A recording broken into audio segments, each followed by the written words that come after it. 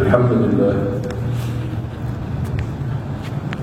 Salatu wassalamu ala sayyidina Rasulillah Muhammad bin Abdullah wa ala alihi wa sahbihi wa man ihtada bi hidayatihi.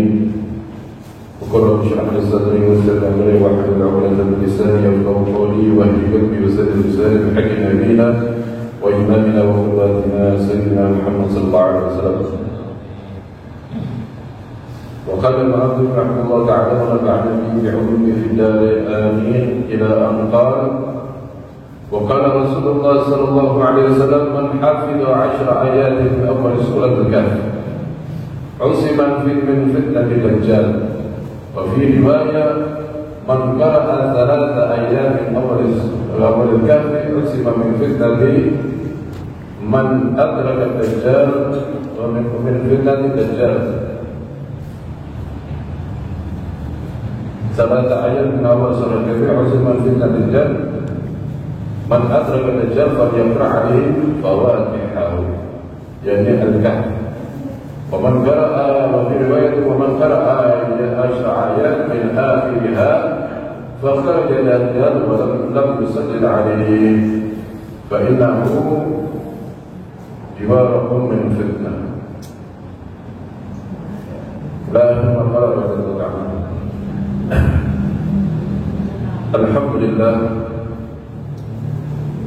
apa yang menjadikan kita berkumpul di tempat ini tidak lain kecuali mengharapkan daripada rahmat Allah Subhanahu wa Ta'ala yang akan mengantarkan kita untuk selalu bisa istiqamah di jalannya. Keistiqamahan itulah yang akan mengangkat derajat kita di sisi Allah Subhanahu wa Ta'ala, terlebih lagi di dalam mempelajari hadis-hadis baginda Nabi Muhammad sallallahu alaihi wasallam.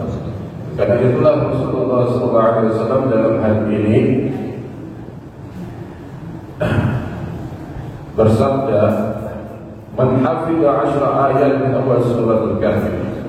Barang siapa yang menghafal atau menjaga atau dia membaca, boleh salah satu daripada ketiga itu. Kalau bisa lebih baik menghafalnya 10 ayat awal dari surat Al-Kahfi. Biasanya surat Al-Kahfi ini dibaca setiap malam Jumat. Berapa kali setiap malam Jumat? Ulama menganjurkan bukan hanya sekali, bahkan lebih daripada sekali itu pun diperbolehkan. Di malam hari dan di pagi hari, hari Jumat, itu surat Al-Kahfi. Karena siapa yang membaca surat Al-Kahfi akan diberikan nur cahaya terbentang dari satu Jumat ke Jumat yang lainnya. Dan cahaya itu berbeda jelas dengan cahaya yang lain. Ini adalah cahaya surat Al-Kahfi. Sehingga ketika engkau bisa menghafalnya daripada 10 ayat surat Al-Kahfi, akan ada jaminan. Jaminan itu keselamatan dari fitnah, baik fitnah yang kecil, terlebih lagi fitnah dajjal di sini. Tapi dalam hadis ini memang ditujukan untuk menjaga jangan sampai terkena fitnah dajjal. Apa fitnah dajjal? Fitnah dajjal ini adalah fitnah yang terbesar sejak diutusnya para nabi. Sejak dahulu mereka memperingatkan kaumnya untuk berhati-hati dari fitnah dajjal, yang mana ketika keluar banyak orang-orang menanggalkan keimanannya dan beriman kepada dajjal. Alhamdulillah. Dan dajjal ini adalah pendusta. Kalau bisa diartikan pendusta. Apakah dajjal itu dari bangsa manusia atau bangsa jin? Itu selalu menjadi pertanyaan orang-orang. Soalnya selama ini tidak pernah ada yang menjelaskan sifat-sifat yang mendetail tentang dajjal. Tapi ketika ia membaca daripada hadis Nabi dan Rasulullah SAW menjelaskannya, bahwasanya Dajjal itu juga dari bangsa manusia, bukan hanya sekedar ini yang direncanakan daripada orang-orang kufar terhadap orang-orang muslim dan mencelakai atau juga membinasakan orang muslim yang lain. Karena Dajjal itu bukan dia membunuh, tapi dia tugasnya atau dia di muka bumi ini dia mengkafirkan orang sebanyak-banyaknya. Kalau sudah dia sistemnya ini yang sudah memiliki jaringan-jaringan sejak dahulu, dan jaringan Dajjal ini sudah mengakar pada orang-orang kufar, khususnya pengikut-pengikutnya. Karena itulah itu bisa dilihat dan disaksikan bahwasanya simbol-simbol Dajjal sudah banyak menyebar, baik di Jazirah Arab, di Eropa, bahkan di mana aja. Kita mungkin bisa mendapatkannya. Di Indonesia pun engkau akan bisa mendapatkan itu. Simbol-simbol Dajjal itu ada pada tempat-tempat yang dimana dipakai untuk ritual, dipakai untuk untuk konser-konser, itu musik itu pernah terjadi, memang benar. Dan itu sudah masuk di kota yang dimana umat Islam ini mengagungkannya, yaitu Mekah. Alhamdulillah. Makanya kalau itu mengkhawatirkan sekali. Simbol Dajjal adalah simbol mata satu. Mungkin pernah lihat itu. Jadi piramida ada mata satu. Itu bisa dikatakan itu adalah simbol Dajjal, karena memang Dajjal itu matanya sebelah aja, yang sebelahnya dia matanya tidak bisa dipergunakan. Artinya matanya ya kalau sekarang ini dianggap seperti buta dan pincang, itu tidak bisa lihat. Yang lihat cuma satu. Aslinya dia dua-duanya bisa melihat, tapi ketika dia mengaku sebagai Tuhan, maka Allah Subhanahu wa taala menutup satu matanya itu, menunjukkan bahwasanya kelemahan ada pada dirinya. Meskipun dia diizinkan oleh Allah Subhanahu wa taala memiliki kelebihan-kelebihan dari sihirnya yang luar biasa. Ini banyak orang yang suka sihir yang aneh-aneh. Itu dia nanti akan takjub, lebih takjub lagi ketika melihat sihirnya Dajjal. Ketakjubannya itu karena Dajjal ini bukan hanya silam mata itu yang bisa memperdaya mata seseorang itu, tapi Dajjal itu seakan-akan memberikan hakikat gitu, menurunkan hujan, menghentikan hujan. Kemudian juga Dajjal itu mewujudkan sesuatu yang tidak bisa dilakukan oleh orang lain. Intinya ini fitnah yang paling besar. Dan pengikutnya adalah 70 ribu Yahudi. Dan begitu juga 70 ribu wanita. Gak main-main. Dan mereka orang-orang Yahudi yang ada di Iran, itu Yahudi pengikut-pengikutnya sudah mempersiapkan diri tentang keluarnya Dajjal. Karena fitnah begitu dahsyat ini. Kapan keluarnya? Wallahu a'lam. Tidak ada yang mengetahui kapan akan keluarnya Dajjal, tapi ada tanda-tanda sebelum keluarnya Dajjal itu. Terjadinya kekeringan selama 3 tahun. Orang bakal cari makan itu sulit sekali. Tapi Dajjal menjanjikan nanti ketika keluar akan diberikan makanan yang luar biasa, gunung roti yang enak. Roti apa aja itu? Roti pizza, roti goreng, bukan roti-roti itu. Ya maksudnya membawa makanan itu untuk mengenyangkan pengikut-pengikutnya. Kalau kamu menjadi pengikutku, aku akan berikan makanan-makanan ini, dan kamu tidak akan lapar sebagaimana yang lainnya. Jadi ujian yang paling berat itu pada waktu itu. Maka karena itu gak mudah orang yang hidup di zaman itu akan menghadapi sebelumnya itu terjadinya kekeringan selama 3 tahun. Dan juga apa ini menyeluruh, wallah alam, mungkin kekeringan hanya di Jazirah Arab. Wah, Indonesia ya nggak kekeringan. Jangan mengharap seperti itu. Kita nggak mengetahui apa yang akan terjadi nantinya. Ya, wala ya'lamul ghaib illallah, nggak tahu tentang masalah hal-hal yang akan terjadi di masa depan itu kecuali Allah Subhanahu wa taala. Dan inhisar Furat, sungai Furat itu kalau sudah mulai sekarang ini tinggal sedikit kalau dilihat itu. Sungai Furat itu mulai habis airnya dan akan keluar dari Furat itu gunung emas. Orang akan berebutan untuk mengambil gunung emas itu. 100 daripada orang itu berharap dia yang paling beruntung.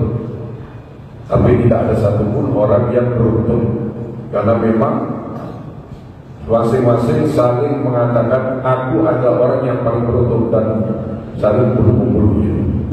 Itu yang paling dasar. Katanya Rasulullah, kalau engkau mendapatkan itu, jangan engkau mengambil sedikit pun. Dan itu selalu menjadi bahan bicara ditunggu. Kalau memang benar-benar Furat itu, dia sudah meneliti, memang ada kandungan emas di sungai Furat itu. Tapi belum keluar nanti. Waktunya kalau sudah Allah Subhanahu wa taala munculkan akan mengeluarkan itu gunung emas itu.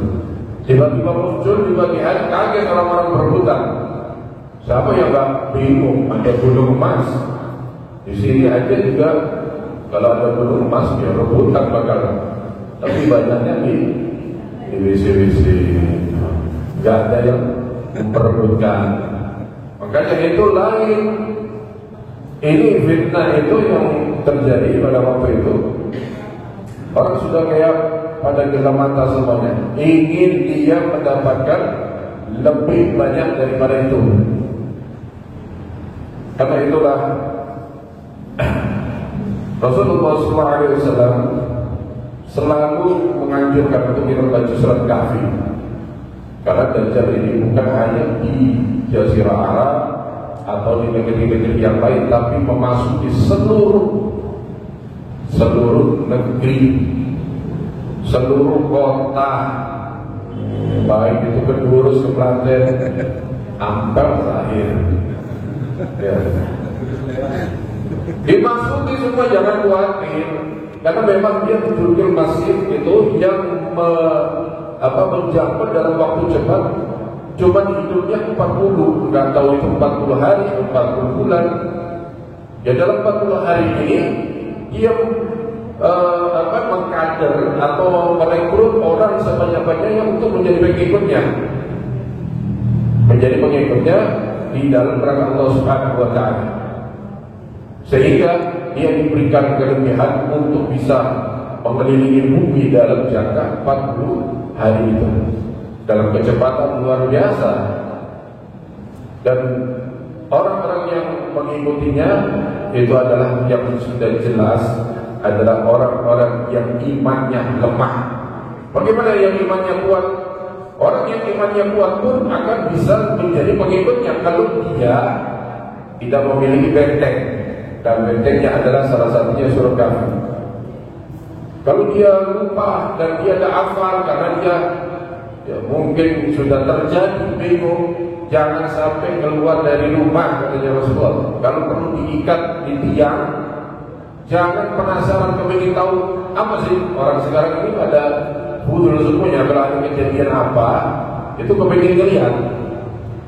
Nah ini harus dibiasakan, jangan sampai ketika ada kejadian-kejadian yang luar biasa besar itu langsung dia keluar dan dia menyaksikan, kemudian jadi pengikutnya dia. Alhamdulillah. Itu dahsyatnya. Sehingga setiap sholat kita diajarkan oleh Rasulullah SAW, Allahumma inni a'udzubika min adzab jahannam wa a'udzubika min adzab jabal wa a'udzubika min fitnatil mahya wal mamat wa a'udzubika min fitnati syarri masihid dajjal. Itu kita baca sebelum salam itu. Setelah kita baca salawat Ibrahimiyah, kita baca itu. Insyaallah itu salah satu penyebab untuk kita jaga dengan doa itu, karena kita berlindung kepada Allah Subhanahu wa taala. Jadi di sini kita biasakan baca surah Al-Kahfi setiap malam Jumat. Maka salah ayat di awal surah Al-Kahfi usimah min fitnah. Siapa yang baca 3 ayat dari surah Al-Kahfi ini riwayat lain, tapi yang buat ini yang sering dibawa oleh ulama ahli hadis itu asyra ayat, 10 ayat pertama atau 10 ayat terakhir. Itu riwayat mengkala asyra ayat min akhiriha. Riwayat yang lain akhir daripada surat Kahfi. Bagaimana caranya? Yang menggabungkan antara awal dan akhir, 10 awal dan 10 akhir, dan kita bisa mengamalkannya itu. Fa inna asyratis sa'a qad dhaharat, karena tanda-tanda daripada kiamat itu telah nampak, wa taqatarat, dan begitu banyak sudah bisa didapatkan semuanya. Asyratis sa'a as-sughra, tanda-tanda kiamat kecil sudah nampak semuanya dari dulu, dan itu sudah lama. Tinggal yang besar. Yang besar ini adalah yaitu keluarnya Imam Mahdi, keluarnya Dajjal, turunnya Nabi Isa, Ya'juj dan Ma'juj. Sudah itu di penghujung daripada dunia. Jadi jangan harap kepingin panjang umur, kalau bisa jangan menemui daripada fitnah itu, karena gak semuanya orang bisa kuat imannya. Berat ujiannya itu. Orang-orang sekarang aja ketika lapar aja diuji gak kuat, bisa menjual iman dengan 1 dus bungkus Indomie, ya. Seumpama masuk restrukturisasi di desa-desa, di pelosok-pelosok, orang yang imannya lemah, apalagi kondisinya paling parah nanti ini, lebih parah dari sebelumnya. Jadi 3 tahun paceklik itu, tahun pertama itu dikurangi daripada keberkahan yang di langit dan di bumi sepertiga. Tahun kedua setengah, tahun ketiga seluruhnya.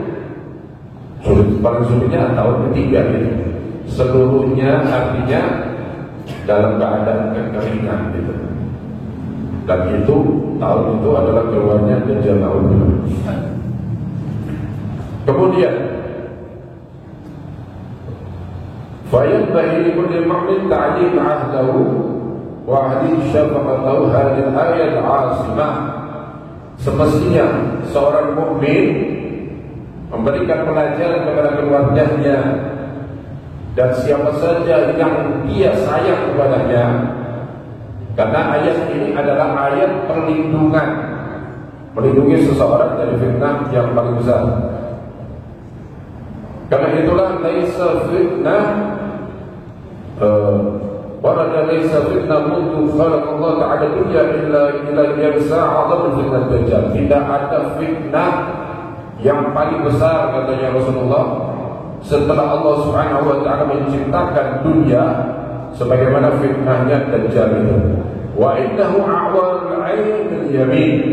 Sesungguhnya yang sebelah kanannya itu adalah matanya awal, seperti buah anggur, seperti buah anggur, matanya yang sebelah kanan. Itu disifatkan oleh Rasulullah SAW ahwal. Wa innahu maktub baina ayni kafir.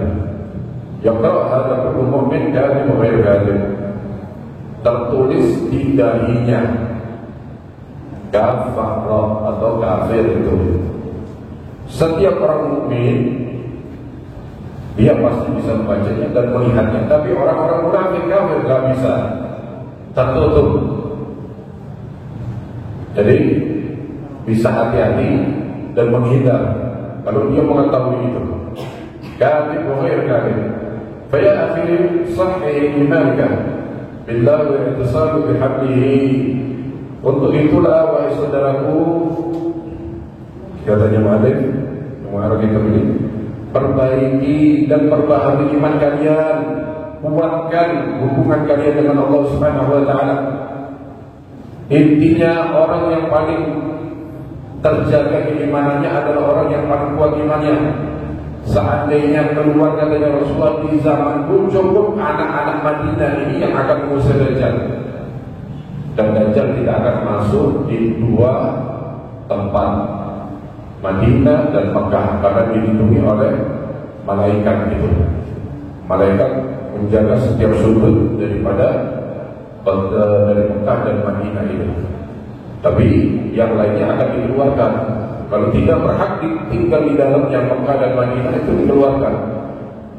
Yang selamat hanya tinggal di dalamnya itu adalah orang-orang yang memang diinginkan oleh Allah Subhanahu wa taala untuk keselamatannya itu.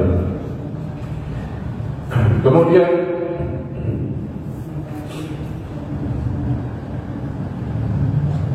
la takhruj an hifdhihi wa fa innahu yaqra'uka ma dumta multaziman li ta'atihi mujtaniban li ma'siyatihi. Selama engkau masih dalam keadaan istiqamah dalam ketaatan kepada Allah Subhanahu wa taala, Allah Subhanahu wa taala akan mengentasmu dan menjauhkanmu dari segala bentuk kemaksiatan. Zaid dunya al-mal'una ala lisanihi wa lisan anbiya'ihi wal malaikati. فإنما أدرك الشيطان والدجال نصيبه مما رغب في الجيفة والغدرة خسيسة نتنة.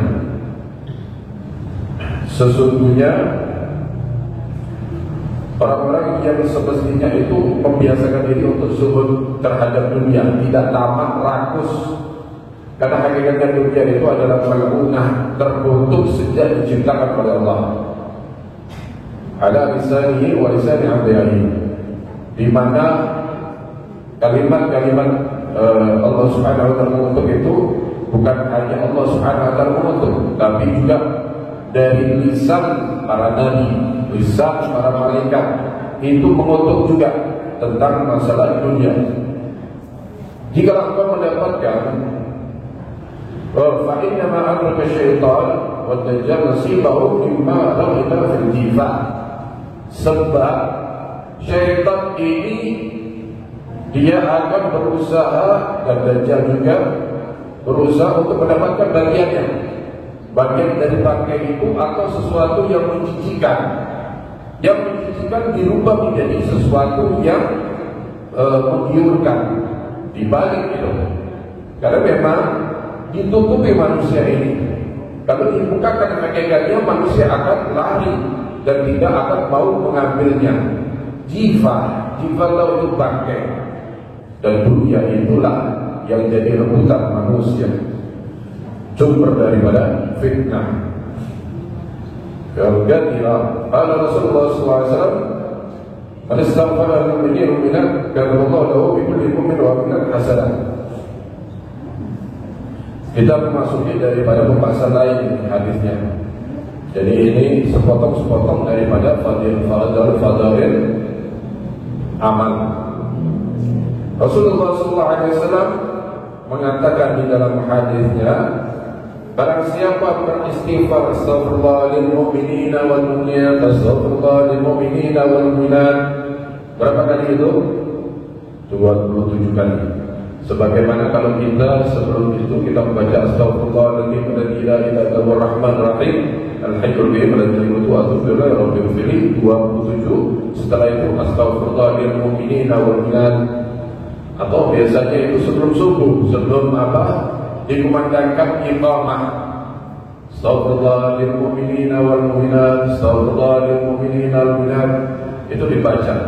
Fadilahnya besar, dia akan ditulis pahalanya bagi setiap orang mukmin dan mukminah yang beriman kepada Allah Subhanahu wa taala. Dia dapat sejumlah itu banyak pahala. Maka orang yang memintakan ampun bagi mukmin wal mukminat, di situ dia akan juga diangkat derajatnya oleh Allah Subhanahu wa taala. Jadi Rasulullah SAW mengajarkan ini tujuannya supaya kita itu juga bukan istighfar hanya khusus kepada diri kita sendiri, tapi juga buat orang lain. Kita memintakan ampun. Ya. Kalau kita memintakan ampun, malaikat juga mendoakan dan memintakan ampun untuk kita. Karena malaikat itu juga mengadili, memintakan ampun bagi orang yang mendoakan orang muslim yang lain. Waqala Rasulullah SAW, yaqulu Allah Ta'ala, Ibnu Adam, innaka ma da'utani wa rajabtani ghafartu laka ala ma kana minka wa la ubali. Hadis qudsi yang dimana Allah Subhanahu wa Ta'ala mengatakan, hai Ibnu Adam, innaka ma da'utani wa rajabtani, selama engkau berdoa kepada aku, engkau mengharap kepada aku, ghafartu laka, aku akan ampuni bagimu dosa-dosamu. Ala ma kana minka, apa yang telah aku lakukan yang telah lalu, aku akan ampuni semuanya, katanya Allah Subhanahu wa Ta'ala, wala ubali, dan aku tidak peduli dengan itu. Artinya Allah Subhanahu wa Ta'ala memang tidak suka dan tidak senang hamba-hambanya melakukan kemaksiatan, tapi Allah Subhanahu wa Ta'ala selalu membuka peluang bagi hambanya itu supaya dia tidak berputus asa dari rahmatnya Allah. Yang menyebabkan putus asa dari rahmat Allah adalah angan-angan dan rasa takut yang dibisiki oleh syaitan, seakan-akan Allah Subhanahu wa Ta'ala tidak mengampuni. Padahal taubat itu adalah maqamul mahabbah, kedudukan makamnya orang-orang ahli mahbubi, orang-orang kekasih Allah, orang-orang yang dicintai oleh Allah. Apa katanya Allah Subhanahu wa Ta'ala, innallaha yuhibbul tawwabin, Allah menyukai atau mencintai at-tawwabin. Ini bukan at-ta'ib. Kalau at-ta'ib, ta'ib ini adalah sekali melakukan dosa dia bertobat, kemudian dia tidak bertobat lagi, tapi setiap kali at-tawwabin, setiap kali dia melakukan dosa dia bertobat, melakukan dosa lagi, bertobat lagi, enggak masalah. Jangan putuskan hubungan engkau dengan Allah Subhanahu wa Ta'ala sampai kapanpun. Selama lisan kita masih kita bisa menggunakan untuk istighfar, jadikan lisan kita untuk istighfar. Selama hati kita masih bisa untuk kita hubungkan dengan Allah Subhanahu wa Ta'ala, hubungkan dengan Allah sebelum Allah Subhanahu wa Ta'ala memutuskan hubungan. Dan Allah tidak pernah memutuskan hubungan kepada hambanya, kecuali hambanya itu sendiri yang memutuskan, karena hambanya menganggap ada yang lebih baik dari Allah. Kalau hambanya menganggap ada yang lebih baik dari Allah, berarti hamba itu sudah diharamkan dari rahmatnya Allah. Karena rahmatnya Allah Subhanahu wa Ta'ala itu akan turun bagi hamba-hambanya yang memahami Allah Subhanahu wa Ta'ala ketika dia menghubungkan diri kepada Allah. Menghubungkan diri bukan hanya dengan zikir. Yang zikir itu adalah salah satu wasilah untuk turunnya rahmat. Tapi rahmatnya Allah itu begitu banyak, bisa terjadi kepada manusia yang lain untuk dirinya, bisa terjadi dari hewan yang lain untuk dirinya, bisa terjadi kepada bangsa daripada makhluk yang lain juga. Itu akan menyebabkan Allah Subhanahu wa Ta'ala menurunkan rahmat.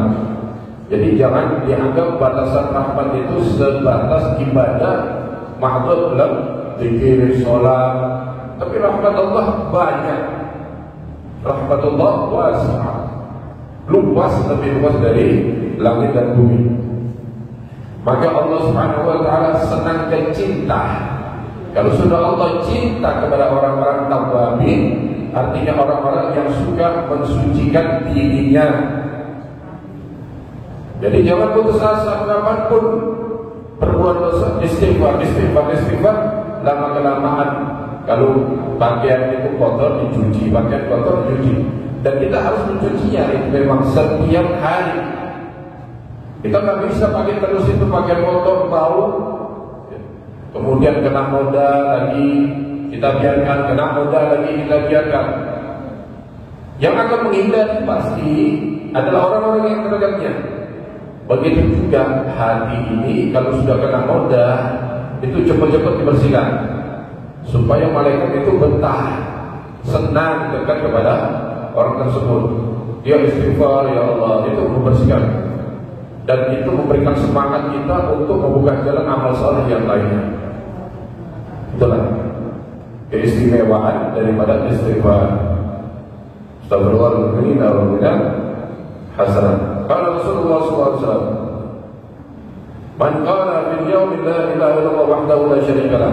Ini biasa bacaan yang kita baca setelah selesai salat. La ilaha illallah wahdahu la syarika lah, lahul mulku wa lahul hamdu wa huwa ala kulli syai'in qadir. 100 kali. Lam yasbiqhu ahad illa man qala mithlahu ma qala aw zada alaihi. Tidak ada seseorang yang bisa mengejar pahala yang telah diberikan oleh Allah bagi orang-orang yang mengucapkan kalimat itu, kecuali orang yang mengamalkan sama atau lebih daripadanya. Cukup kita mengatakan la ilaha illallah wa la syarika lahu lahul mulku wa lahul hamdu. 100 berat tiap hari, iya. Tapi kalau kita jadikan itu setiap hari dibagi, mungkin pagi 10, siang 10, sore 10, maghrib 10, isya 10, 50, berarti masih kurang. Ya kita tambah 20, 20, 20, pokoknya dibagi. Kalau kita bisa ya gak apa-apa, alhamdulillah, pahalanya begitu luar biasa. Wa qala Rasulullah SAW, la ilaha illallah subhanaka inni kuntu minadh dhalimin. Kalimat ini adalah kalimat yang dikeluarkan oleh Sayyidina Yunus bin Matta ketika dalam perut Hud. Enggak bisa bergerak apapun, tapi Allah mentakdirkan masih hidup. Seandainya bukan karena dia termasuk orang yang bertasbih kepada Allah, maka itu akan menjadi kuburannya. Sayyidina Yunus di dalam perut Hud, dia akan tinggal untuk selama-lamanya di dalam perut ikan itu. Artinya sudah meninggal dalam situ. Tapi berhubung dia ada kalimat yang dia ucapkan sebagai bentuk iktiraf, pengakuan diri kepada Allah karena telah melakukan satu kesalahan, dia meninggalkan kaumnya. Ketika kaumnya tidak menggubris dan tidak mengindahkan ajakan dari Nabi Allah Nuh, Nabi Allah Yunus, dia meninggalkannya. Maka naik kapal, dan di kapal itu terjadi gelombang besar. Kemudian diundi siapa kira-kira yang akan dikorbankan. Diundi berkali-kali, keluar namanya Yunus. Ibaratnya ini mau dilempar ke laut. Tapi orang-orang tahu yang sekitar itu, wah ini nggak mungkin ada rajul saleh. Ini rajul saleh. Kita tahu nggak mungkin. Untuk saat itu mereka nggak tahu itu kalau Nabi, tapi dia tahunya rajul saleh. Oh, tapi bagaimana lagi kita mau melempar, nggak mungkin ini. Tapi setiap undian keluar oleh itu, ya sudah nggak perlu diundi lagi. Saya yang akan melakukan itu sendiri, dan ini mungkin takdir saya. Ketika loncat di air, langsung diterkam oleh Hud itu, oleh ikan, dan di dalamnya bertasbih la ilaha illa anta subhanaka inni kuntu minadh dhalimin. Kalimat itu menggetarkan arsy dan menyebabkan ikan ini memuntahkan Sayyidina Yunus itu di tepi pantai. Kalimat itu ketika kita dalam keadaan super sempit di dalam urusan dunia, ketika kita sudah tergencet, itu baca itu sebanyak-banyaknya. La ilaha illa anta subhanaka inni kuntu minadh dhalimin. La ilaha illa anta subhanaka inni kuntu minadh dhalimin. Baca itu sebanyak-banyaknya, insyaallah lebih cepat dari apa yang kita perkirakan. Allah akan membukakan jalannya dari segala kesulitan ini. La ilaha illa anta subhanaka inni kuntu minadh dhalimin. Dan ini yang paling tidak disukai oleh syaitan, kalimat itu. bisyai'in illa istajaba. Tidak berdoa dengan kalimat ini, katanya Rasulullah, seorang muslim siapapun itu kecuali dikabulkan oleh Allah. Karena Allah suka seseorang itu yang mengakui kekurangan pada dirinya.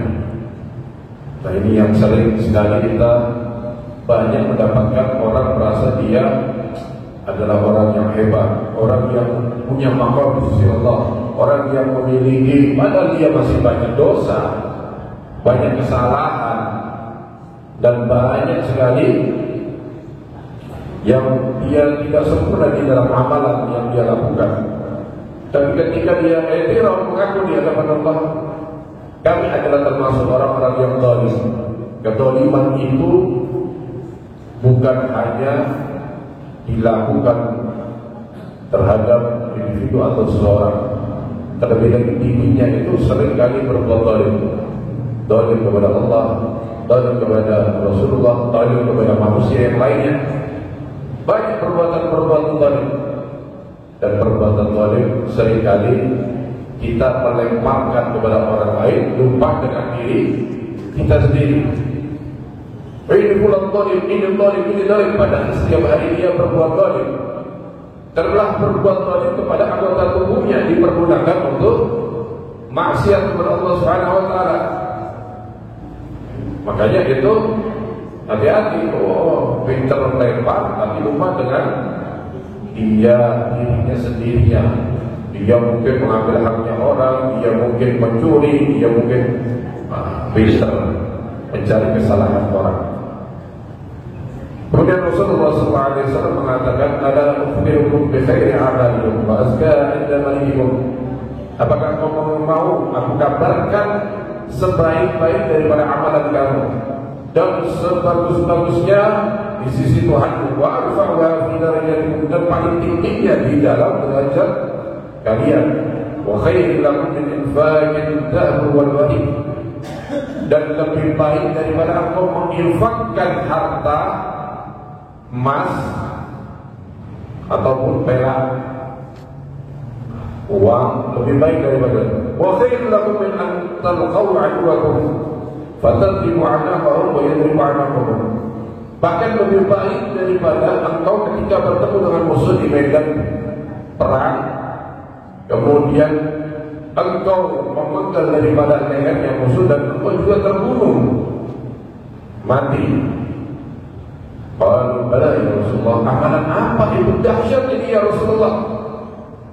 Jawabannya Rasulullah singkat, yaitu zikrullah, berzikir kepada Allah. Ma'adilah, tidak beramal Bani Adam dan suatu amalan anjalahu min adabillah, berzikirlah, paling bisa menyelamatkan dari siksa Allah sebagaimana berzikir kepada Allah. Berzikir kepada Allah ini paling dahsyat dan paling bisa menyelamatkan seseorang dari siksa Allah Subhanahu wa taala. Rawahu Tirmidzi fa ta'al hadzal hadits wa 'abd lisanika wa qalbika bi dzikrillah bi kulli hal. Maka renungilah hadis ini, biasakan diri kita untuk berzikir mengingat Allah di setiap saat, setiap waktu. Jangan dilewatkan, sayang sekali. Jangankan orang-orang ahli dunia, orang-orang ahli jannah ketika masuk surga itu dia akan menyesal. Menyesalnya bukan karena jamuan yang telah dipersiapkan oleh Allah, tapi menyesalnya karena waktu di dunia dia tidak tergunakan untuk zikir kepada Allah, dan dia tahu sekarang fadilah keutamaannya di akhirat itu begitu besar, luar biasa. Dia perbedaannya akan diangkat derajatnya di sisi Allah melebihi daripada orang yang lain. Jadi saling berusaha, saling berlomba untuk memperbanyak amal saleh. Itu yang terjadi pada salafun saleh. Salafun saleh itu berlomba-lomba. Seperti kisahnya kita pernah dengarkan Khalid bin Habib Husain bin Muhammad dan Habib Ali bin Muhammad. Dua-duanya paling cepat-cepatan bangun malam supaya dia bisa mengalahkan saudaranya di dalam amal ibadahnya. Dia nggak mau kalah dengan saudaranya. Akhirnya Akhirnya Habib Husain bangun lebih dulu. Habib Husain lebih semangat dan niat di dalam berzikir kepada Allah. Begitu juga antara Al-Habib Abdullah bin Husain Tahir, Habib Tahir bin Husain Tahir. Masing-masing saling berlomba di dalam amal saleh. Dahulu juga Al-Habib Abu Bakar bin Abdullah Ali Idrus dan Habib Ali Sakran yang sekarang ini Sakran itu sepupunya. Mereka ini bagaimana caranya dia memanfaatkan waktunya tidak terbuang dengan sia-sia, hanya dengan tidur. Katanya Habib Bakar, "Yuk, mari kita sama-sama naik ke Jabal Nu'ain, Jabal Nu'ain itu yang ada di Tarim. Di situ tempat dahulu bagi Muqaddam, Al-Habib Rahmat Segar dan para ulama berkutuk beribadah dengan diri kepada Allah Subhanahu wa taala. Kita naik di sana dan kita sholat masing-masing di tempatnya, sholat sunat putra, menghatamkan dalam semalam itu.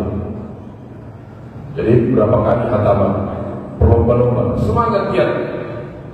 Dahulu kalau seperti itu mendengar daripada kisah salaf, ya Allah, kita jauh tertinggal. Gak tahu kita ini ya, urutan keberapa nanti di yaumul kiamah ngeliat aja. Wallahu a'lam. Makanya itu harus diusahakan sebisa mungkin. Kalau kita nggak bisa mencontoh mereka, illa taqul Islam fatasyabahu, ya kita nyerupai semampu kita aja. Kalau mereka itu bisa 1000 rakaat, ya kita setiap malam ya setidaknya meskipun 2 rakaat nggak apa-apa. Yang penting bangun, jangan sampai nggak bangun. Kemudian mengajak doa sama Allah Taala, ya mudah-mudahan bisa diangkat derajat kita dan dikumpulkan bersama mereka. Karena kurangnya amalan kita, malasnya amalan kita. Tapi ada yang paling cepat bisa mengangkat daripada derajat kita dan kumpulkan bersama mereka. Ya, salah satunya mahabbah, cinta. Ya. Jadi itu bisa mengalahkan kamu seumur hidup beribadah, tapi nggak bisa lebih cepat mengangkat derajatnya dan dikumpulkan bersama orang tersebut kecuali dengan mahabbah. Mahabbah ini ada alaqatul qalbiyah, ikatan hubungan hati, dan itu adalah bentuk buah dari kecintaan. Ikatan hubungan hati. Kalau orang cinta kan terbayang terus makan, minum, mau tidur. Ya, jangan yang dibayangkan cewek terus, tapi yang dibayangkan mau tidur aja. Bayangkan keindahan wajahnya Rasulullah, orang-orang saleh. Sambil menjamkan mata itu hati kita berpikir terus kepada Allah, sampai kita tertidur. Ya. Jadi pokoknya waktunya terisi. Itulah insyaallah. Jadi jalan untuk bisa terus